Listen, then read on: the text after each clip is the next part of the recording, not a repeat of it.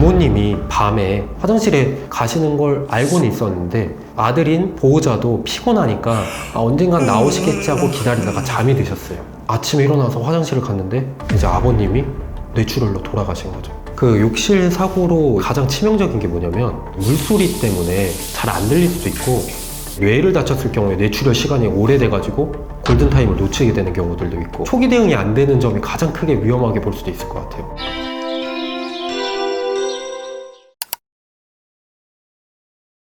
일단 플라스틱 슬리퍼가 가장 위험해요.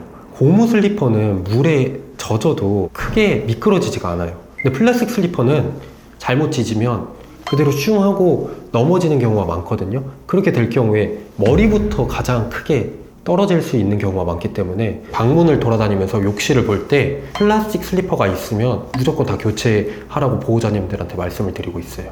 추가적으로 더 말씀을 드리면 부모님 발에 맞지 않는 슬리퍼, 나이가 드신 분들의 특성상 욕실 슬리퍼도 굉장히 교체를 안 하세요. 보면 곰팡이도 뒷면 보면 굉장히 많이 까져 있고 돈이 아까워서 교체를 안 하시거든요, 대부분. 근데 그게 발에 맞지 않아도 쓰고 계시다가 인지 능력이나 여러 가지 부분이 괜찮을 땐 상관없는데 뭐 음주하고 오셨다던가 잠결에 갔다던가 그때는 발에 맞지 않아가지고 끼어가지고 아니면 너무 커가지고 그냥 무심결에 가다가 넘어지는 경우들이 실제로 몇 번 사례가 있어요. 두 번째는 등받이가 없는 목욕의자를 갖고 계신 분들이 많으세요. 아버님들은 보통 많이 사용 안 하시는데 집안에 이제 어머님들이 목욕탕 가기 귀찮으시거나 목욕배 아끼시려고 집에서 떼미는 분들이 굉장히 많거든요. 의자에 앉을 때 젊은 사람들은 당연히 그 의자에 앉는 위치가 확인을 하고 앉기도 하고 넘어지더라도 잡을 수가 있잖아요. 나이가 좀 드신 분들의 특징이 원래 있던 위치 감각이랑 방향성을 제대로 파악 안 되는 경우가 꽤 있어요. 조금만 더 앞에 착지를 잘못해서 앉게 되더라도 등받이가 없는 의자들은 그대로 넘어지기 때문에 엉덩이, 고관절, 심하게는 욕실이 좁으면 뇌까지 벽에 부딪히거나 큰 사고로 이루어질 수가 있어요. 60대도 꽤 계세요. 60대 중후반. 네.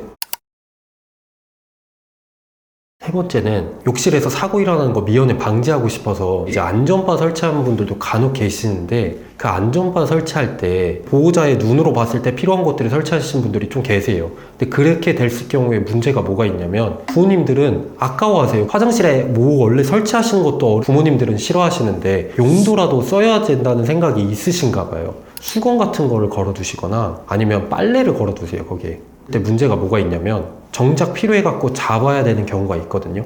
그때 그 옷을 잡게 돼요. 걸려있다 보니까. 그러면 그 안전바가 제대로 된 역할을 하지 못하고 오히려 미끄러지거나 사고를 유발하는 원인이 되는 경우가 몇 건이 있어서 제가 직접 가서 위치 다시 다 수정해드리고 어머님이 진짜 필요한 위치 보면서 다시 한번 설치해드린 경험이 있거든요. 이게 정말로 부모님이 필요하다고 생각되는 위치를 꼼꼼하게 보시고 설치를 해야지 그냥 자녀들의 그냥 생각으로 그냥 설치를 하게 될 경우에 이런 문제점도 발생하는 경우도 제가 몇 번 봤습니다. 화장실에 만약에 부모님이 미끄러지는 거를 막고 싶으신 게 크시다면 안전바 설치는 필수예요. 다른 걸로 대체할 수 있는 건 없어요.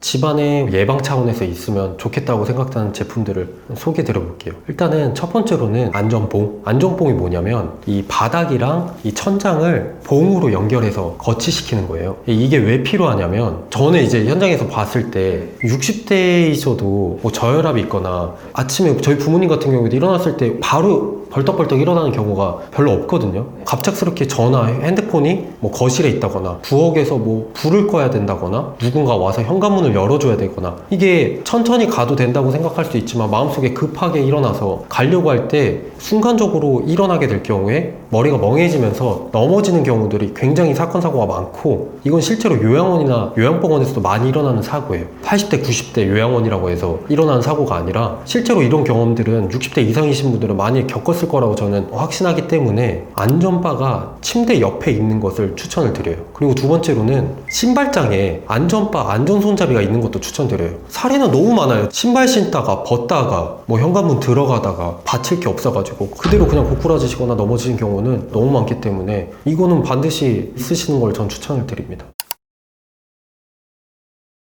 두 번째로 홈캠? 거의 요즘에는 제가 돌아다니면 90% 이상은 다 설치해 두셨어요.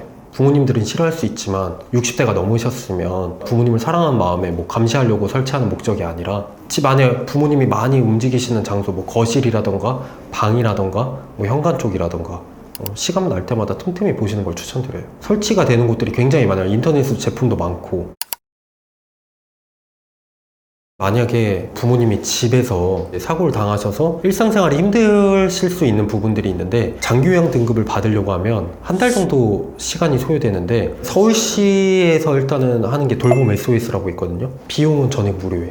1년에 60시간 정도는 급하게 돌봄이 필요한 분들에게 요양보호 선생님이 집으로 파견이 돼요. 그래서 그 요양보호 선생님들이 케어해드리거든요. 근데 이걸 하면서 장기요양 등급을 준비하시는 분들이 굉장히 많으세요.